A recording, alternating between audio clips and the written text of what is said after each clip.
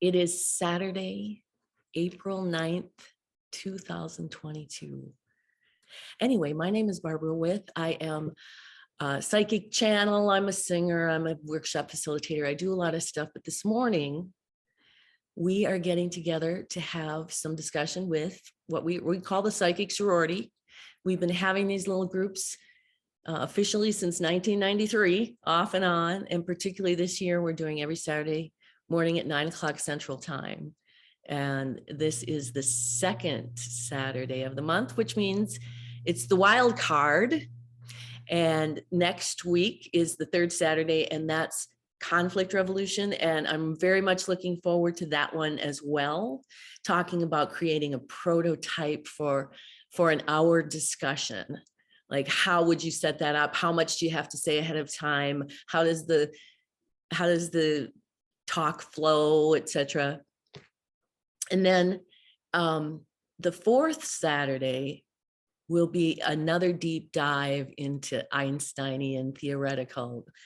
I used to call him neoscience, the new science. And then the fifth Saturday, we're going to have Lily facilitating what I'm calling, she might get mad at me for saying this, but I'm calling it the 6 steps to peace, or practical peacemaking, just in those little baby step processes that we all need to know if we're doing or not, to make that practical peace that the angels began teaching us all those years ago. So I hope you can join us then. I'm so excited. I've never seen her. I know she's done this for years, and I've never seen her do it to present this. And this came out of the same base that conflict revolution came out of. So join us for any of those, and it's always free, and all are welcome. So I lost another dear friend. Well, didn't lose him. Okay, I know you're standing right over there. Sorry. People get even more outspoken in Afterlife. My dear friend Rick left his body a few weeks ago to go into Afterlife.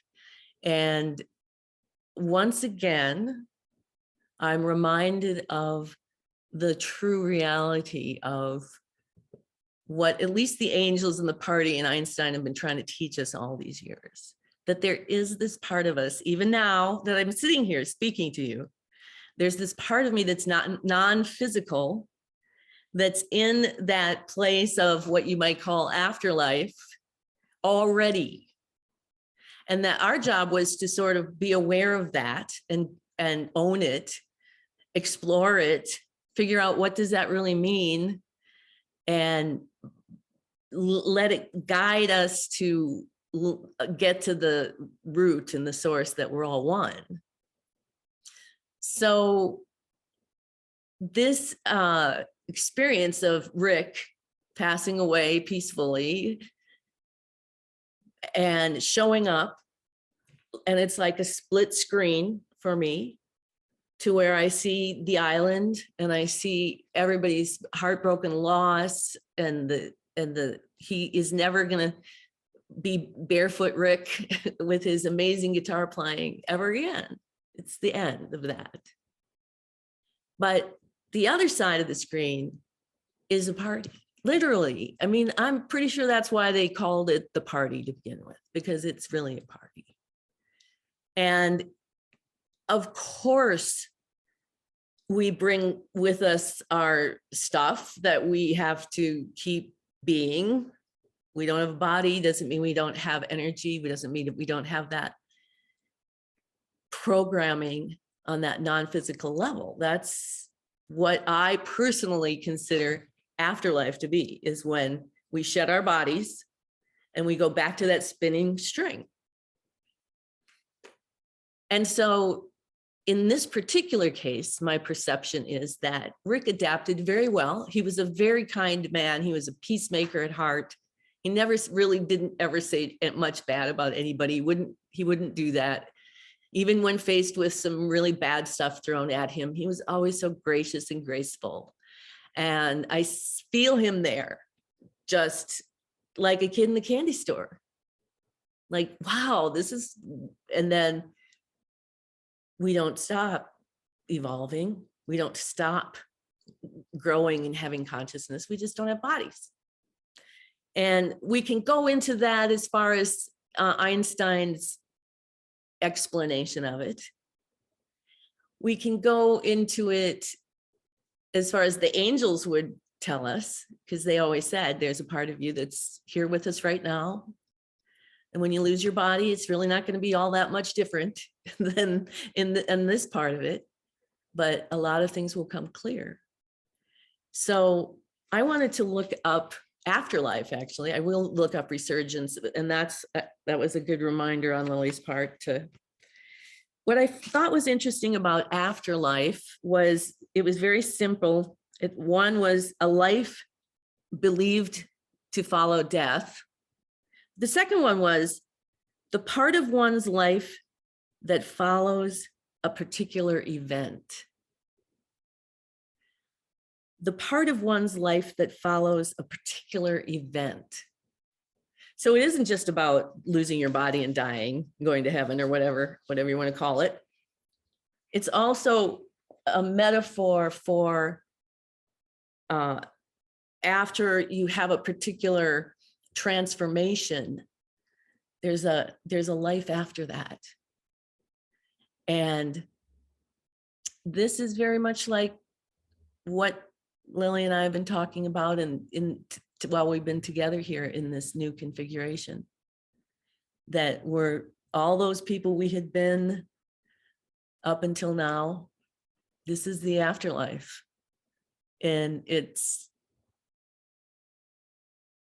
I'm personally tremendously excited about it. So I would like to start the channel, because I really am interested to see what they have to say about this. And particularly if I'm going to sort of pre-ask my question. I've been thinking a lot about being dead, like the actual process of dying. And I've been seeing, like my Facebook feed has this hospice nurse who does these whatever minute and a half clips, like preparing everybody. And I don't, is it like, we can talk about this afterwards too, but is it metaphorical? Is it psychologically helping us? I don't know. That's my question. So anyway, all right, let me turn off my video. Let's begin with some conscious deep breaths.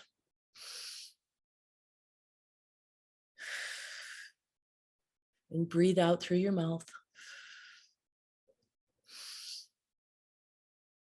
And as you exhale, imagine that you're sending off the old and unneeded. And as you breathe in, that you're breathing in this new configuration. And we will command that only the most divine light shine down upon you at this time, and that the greatest good be present here. Good morning to all. Good afternoon and evening to everyone else. It is indeed a beautiful condition that we have gathered in this morning. And we're looking at a picture.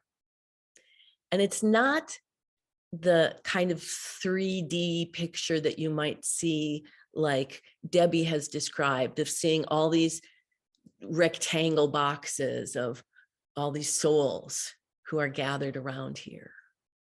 There is a condition here this morning of the thinnest of veils with the greatest of intention. And whether you've framed it this way or not, you've come here every Saturday to learn how to adapt to the evolution of the planet right now. So everything that you seek in the answers to any of your questions have to do with your own ability to adapt to the ever-changing voices of culture around you. This time is ripe for everyone to reach deep inside themselves and challenge yourself, to look past the obvious, to understand why the comfort zone can kill you. This push from within that's going on the planet right now, with the 7-8 billion of you down there, every single human is feeling this impelling coming from the center of the planet to evolve for your own good, to adapt for your own good. The challenges that come with that are challenges that you've not been through before. So in the sense, the event that we're talking about that you're living after is all of that old way of thinking, the old programs that, and with what that means within you is the old programs that you yourself are running on your own volition. And in a very deep and kind of complex emotional strata, you exist there simultaneously seeing that and realizing it, that you're creating your own pattern, not having a new pattern yet with which to replace the old pattern. And these intricate steps of self-knowing are really what you're all striving for, is to work on that intricate, intimate level of self on such a self-knowledge that you don't just love yourself, but you know yourself, that you are yourself, deeply, deeply rooted into compassion as your God, the fifth fundamental force of the universe. And becoming these people is anchoring this huge movement that is going on. You think of it as you don't have to get 10% of the people to think one way or the other, but what you have is 10% of the people who are holding down the fort, so to speak, while the rest of the 90% of you wakes up. In that time, you yourselves have come here to live the truth of life and afterlife. You've come here to acknowledge the non-physical part of you that exists in the forms that you have come to learn are true, that your intellect and your emotion and your intuition become the area that you have control over. And as baby step by baby step, you rise to the challenge and you start to build these lives around you that are much more to what you need and want and thrive in. And part of that work has been to talk about the afterlife, not as some secret thing you can't say, not as a morbid precursor to death, but just as a everyday occurrence that's very much the basis of life, the before life, we'll call it, when you're in the lens with the body having the human experience. The afterlife is just 90% of the whole system that's already operating. When you die, your body dies. The mathematics say that if you take away the mass which is your body, then your energy is going to go to the speed of light squared. So you ride that wave at the speed of light squared in a new configuration. So now you're this spinning string of energy. And that is the place that souls now are discovering.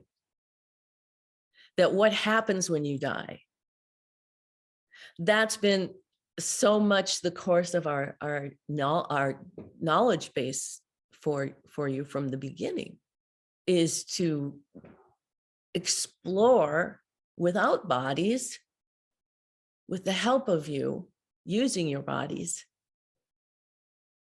so that we can honor and articulate what it's like not to have a body. And there's so much that we can't explain, and we're terribly sorry. We say that every time, but it's just true. And you accept that mystery of it. But we can say this, that the power is really tenfold without the physical body. That energy, when you're traveling at the speed of light squared, this is a lot of power. This is the power of the atom bomb. This is the power of creation that you are.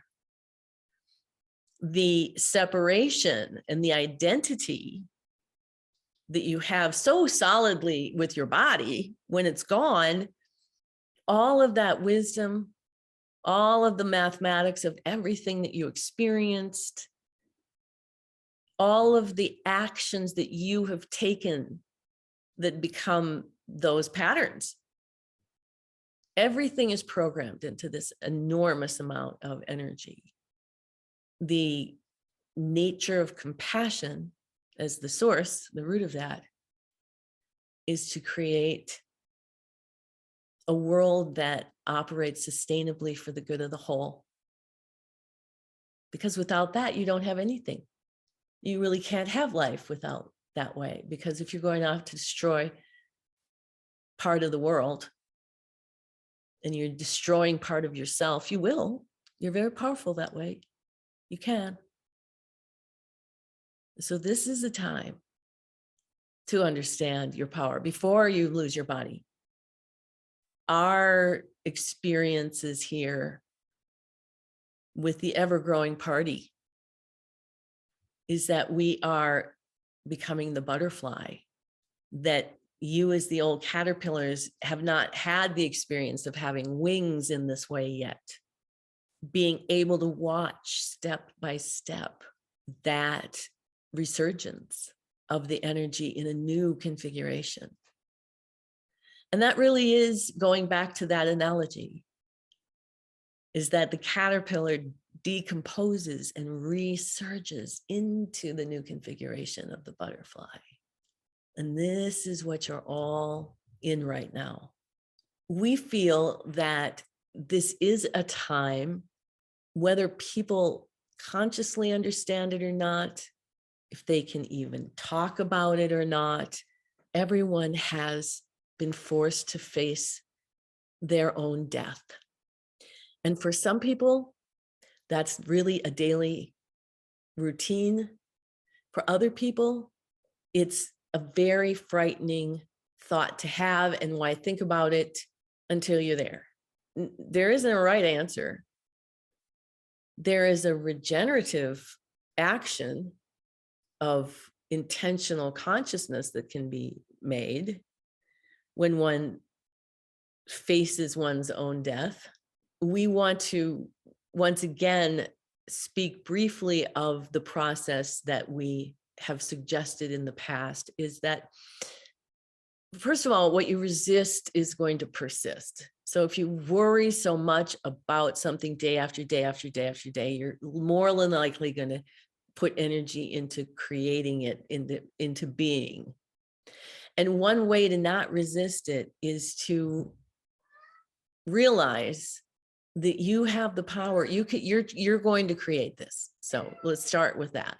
This is your power, your creation. So what are you going to create? And of course, you all want to create what's best for the good of the whole and only the highest good and all of that. But sometimes it appears that you create a big headache of a mess that causes you suffering. If you resist the suffering, it makes the suffering worse. In your mind, you can say to yourself, I can create this, whatever that fear is. And then you live it in your mind, emotionally, face it, go through with it, follow it out to the very end, which is generally the death of your body. Feel it and breathe it, and then say, well, okay, there, I created that. And now I know if I need to go through that, that's what it'll be like, but I'm going to choose to create something different. And that's one way that gives you personal power to not make the same mistake again. Because you're not resisting a particular behavior. No, I can't do that. I can't do that. I can't do that. You're saying, no, this is what I can do. I can change my perspective. And I can realize that if I live the whole life in my brain, emotionally, right on down on to the end, now you've done it. You've lived it and you know what it's like. Now let's choose something different. Let's choose a self-kindness.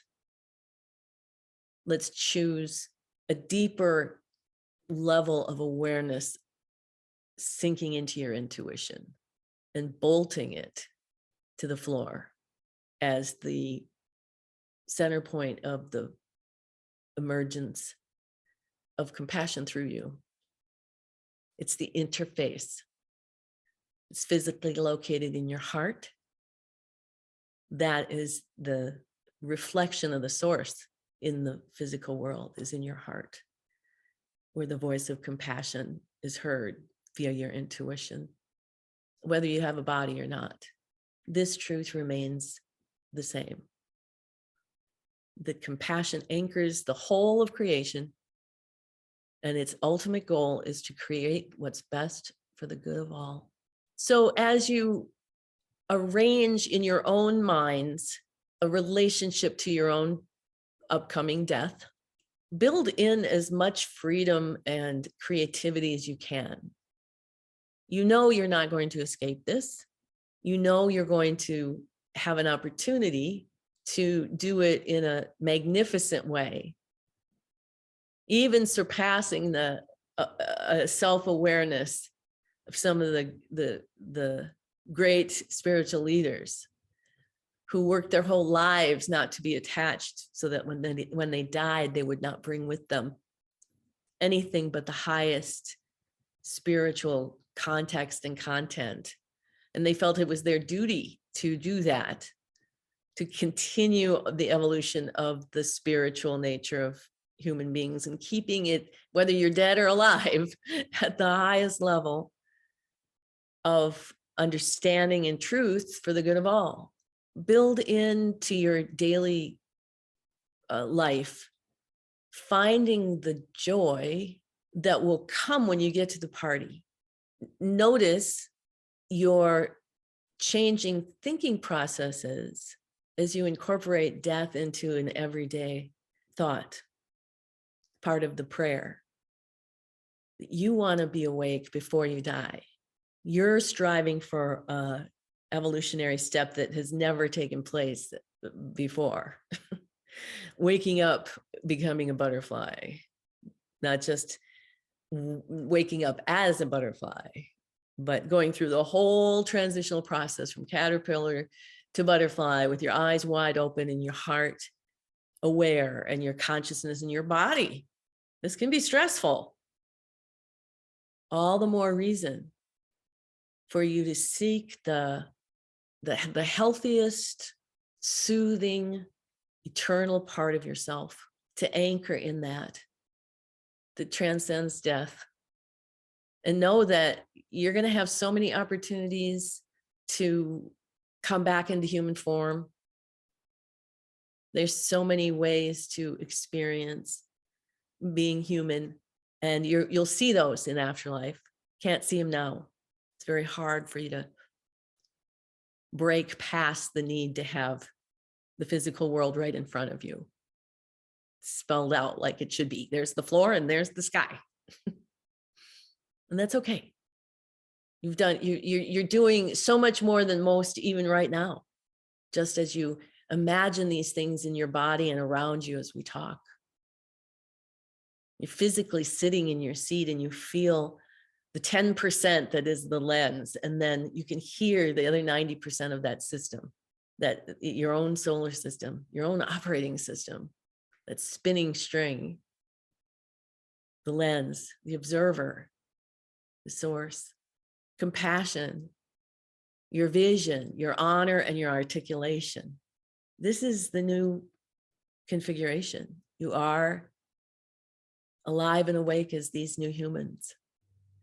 And we come regularly because you too need, it's like a fueling station right now. You need a little extra energy, a little extra boost to keep this muscle memory sustained.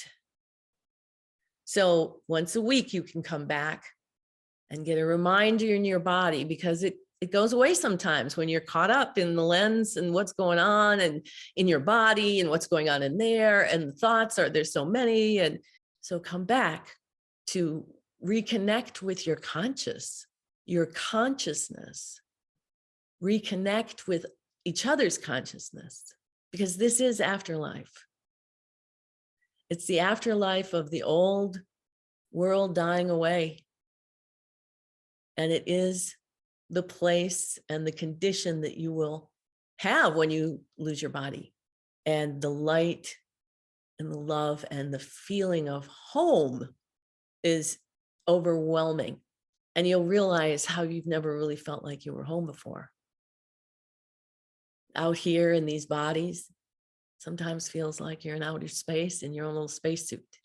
And even within the context of that particular lens, you have a home, you have a bed you sleep in, hopefully.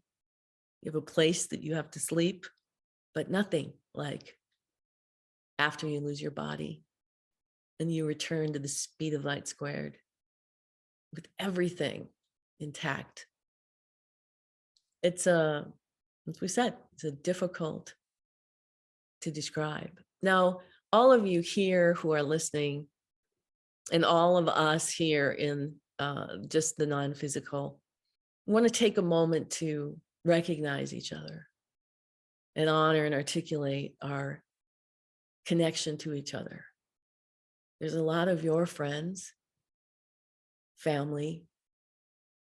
It's a growing force, a growing power of intention of making this evolutionary leap. Come with us on this side and imagine yourself sitting on the circle of souls.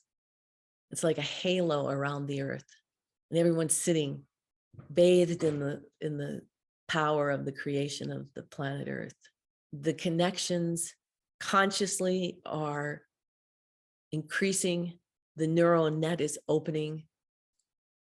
This new configuration that is surging forth from the heart of creation, from that mysterious source, has the benefits, all the benefits of the event that the afterlife is creating itself in. And in that light, it's so blinding when it's first coming out of the source. You as humans would never be able to endure what it's like that close to the source if you had your bodies. But when you come down into that depth, into that oneness, that homogenized power of everything, it's a humility that allows that power to fill you up in those ways that naturally make for the good of the whole. And that's the change. That's the difference from the old configuration to the new configuration. It's that it's for the good of the whole. And so every time you personally represent yourself working for the good of the whole, setting those intentions, committing to the mystery, committing to have this self-awareness of your own domain and taking action. That's the moments where adaptation takes that little step, and another little step, and a million and a billion and a trillion and a gazillion little steps. We know that Afterlife has been a part of your conversation since the beginning as well. So this is not a new topic, but in answer to Barbara's question, there is a cultural preparedness that's going on in general. People, whether they know it or not, whether they're able to talk about it or not, have been looking at their own deaths. Part of it sometimes is when the suffering gets too great, that's always a kind of a safety valve, or literally looking at their very deaths, older people who have been dying, the Ukraine, everyone's dying around the world. Culture is rising to help. Culture is rising in small, almost invisible ways. You have to sense it, of finding the more people are pulled apart, the more they want to be pulled together. So keep letting yourselves be pulled together in your heart, in your hearts. That is the truth that you will live in. And in the end, when you lose your body, you'll take all of that with you. And it's our hope that we've somehow helped you to take a step into this greater consciousness, to see and feel the world in a different way, using creativity, using that need that we have to solve problems creatively. Employ those exercises in your life. Know that this is the time. This is the time of the butterfly. Watch as those decomposed parts of you are resurging, and watch yourself to make sure that you're aligning to compassion as much as you humanly can. And we are with you, thankful, grateful, at your beck and call, willing always to help. So with all of that said, we would open for any questions and conversations you'd like to have. Thank you so very much for that boost. I feel like I have been filled up. I do have some questions as far as, because I do feel like this death of the caterpillar and becoming the butterfly. And like the caterpillar, I have no idea what I'm going to become. And I've been aware more and more of how important, and you've referred to this before, our intentions and intentional consciousness. So I guess my question is, what do I focus on, or is there something I can, here's my mind that caught up in the lens. Is there something I can visualize as far as this resurgence goes? How do we reconnect with consciousness? And is consciousness compassion? Is that where we reconnect with consciousness, is in the heart? Any tips of visualizations of, that we can use, or intentions of facing our, or helping our resurgence? Yes, of course.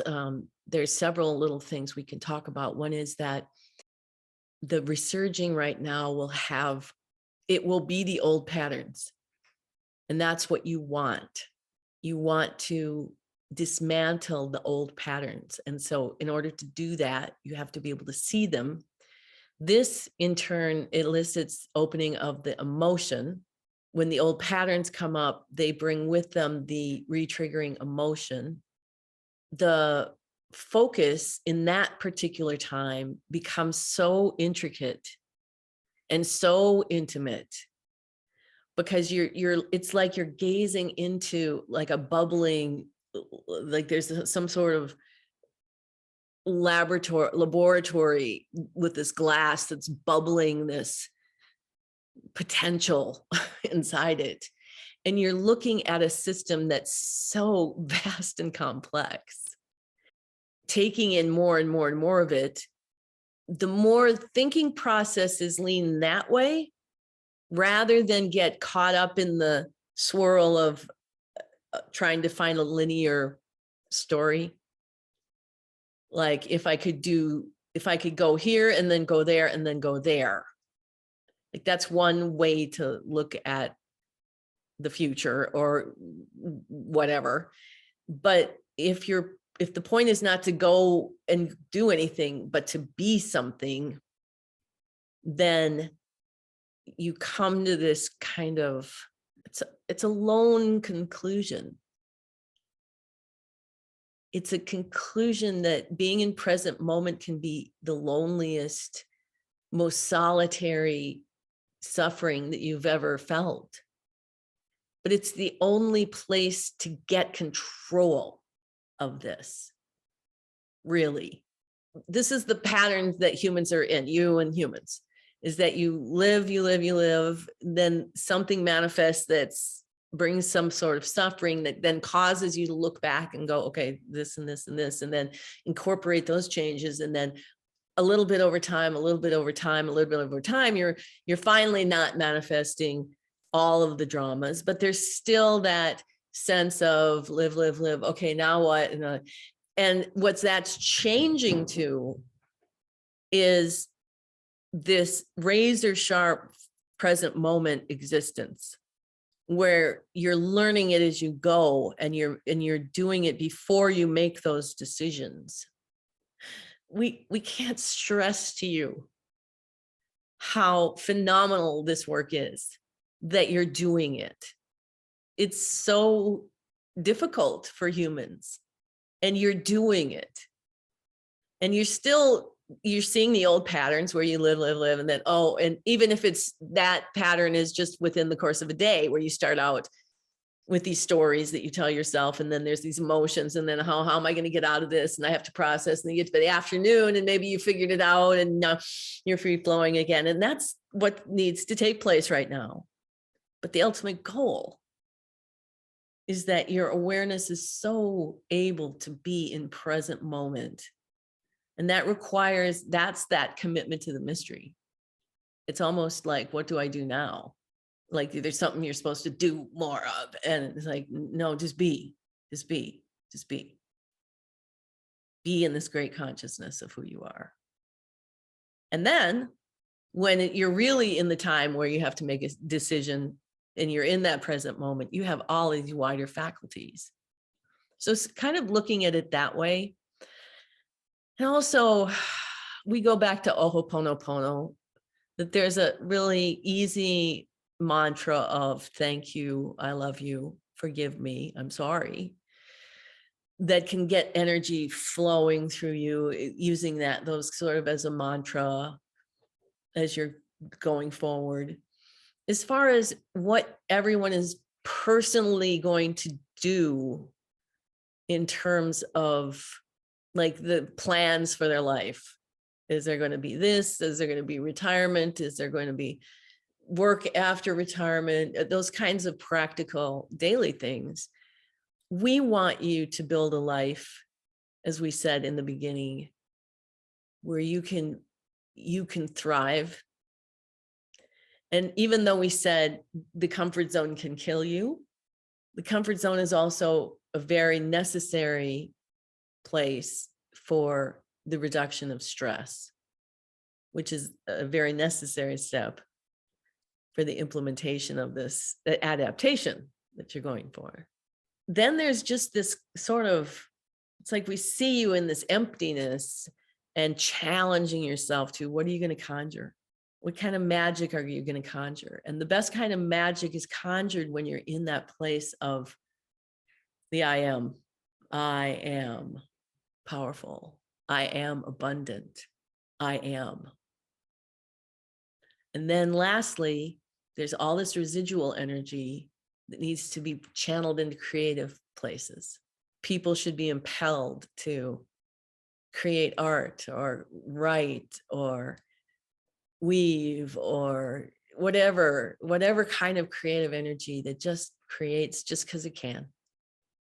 Not because it's going to be hanging in great halls. You don't paint those pictures. You paint them because you love the process of capturing color in a brush, making form as a reflection, or whatever creative thing that you do. And that's you living your full life and giving your all so that you can thrive. Does that make sense? Very much so. I so appreciate all of that. Thank you so very much. Yeah, it's great mantras, and I am working on my awareness. Being in the present moment, I know that's the best, and committing to this mystery. I know this work is phenomenal, and it is working, and I feel such an honor to be a part of it, even though it's difficult. Thank you very much for everything. Thank you. Hi, Jojo here. That was a great question, Debbie, and a great answer. Of course, excellent information. I want to zero in on just a very specific death that occurred in our area this past week, a hit and run accident that killed a 78-year-old gentleman who was phenomenally talented, very well known and loved orchestral conductor in the area, had just this amazing career. And it just seemed so out of the blue, so unexpected, so accidental. I've worked for decades with death and dying through my studies and through personal events, and that always shocks me when someone who seems to be vibrantly active in life and just walking down the street and then he's dead. Can you speak to that in a way? Like, how does that happen? Well, yes, the question becomes a relationship to each and every one's own death. You have a relationship to your death. He had a relationship to his death. You don't know it now while you're alive. You'll know it after you're dead.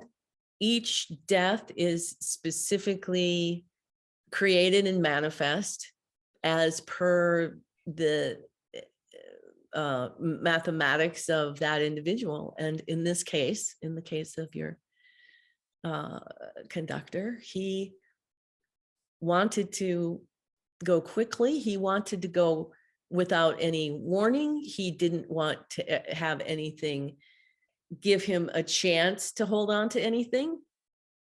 And even then, he'll say if you slowed down his death, there was a lot going on. But for the most part, that was for him a perfect way.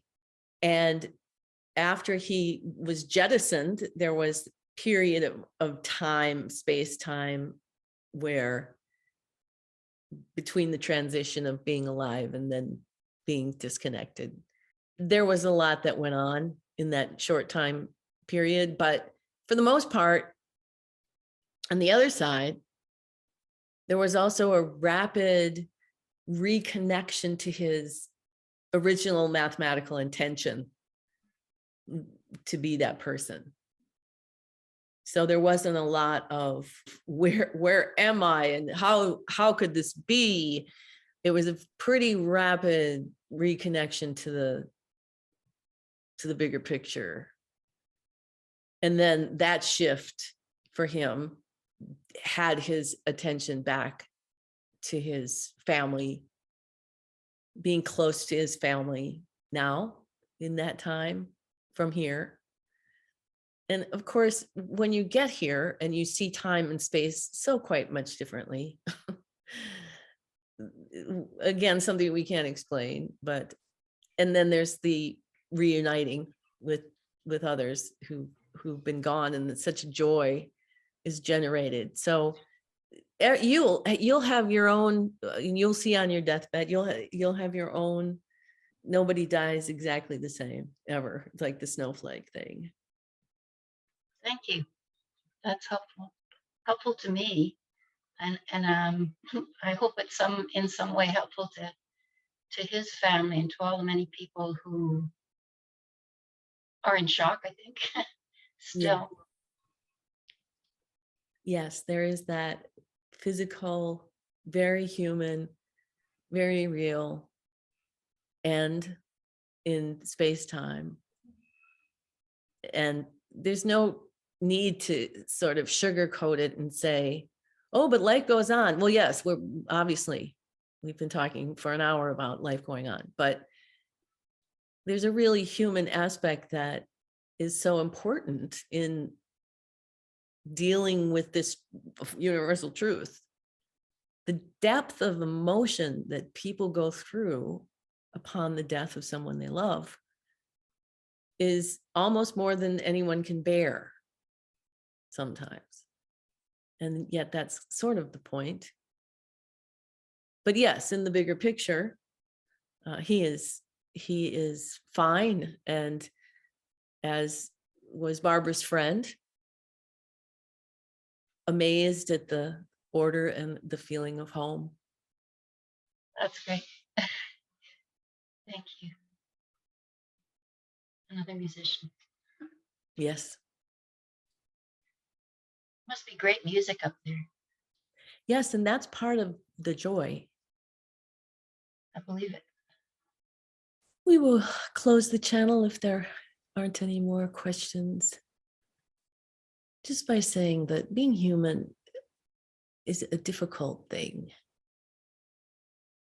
It can be the most phenomenal experience, and it can be so bad that you just not want to have it anymore. And our mission is to bring a kind of hope, bring a vision of life on a bigger scale that will inspire you to use this incredible gift that you have to live a life that makes that difference. First and foremost, to you, that you become your biggest advocate, that you don't doubt that the first and foremost job that you have in this world is to take care of yourself. Take care of yourself first, and then take care in the world in the same way. This is going to be the rudimental change that takes place that saves the planet, that helps you be those adaptive creatures. And if you can learn to look forward to the process of adaptation, then you can just watch and be amazed. Namaste.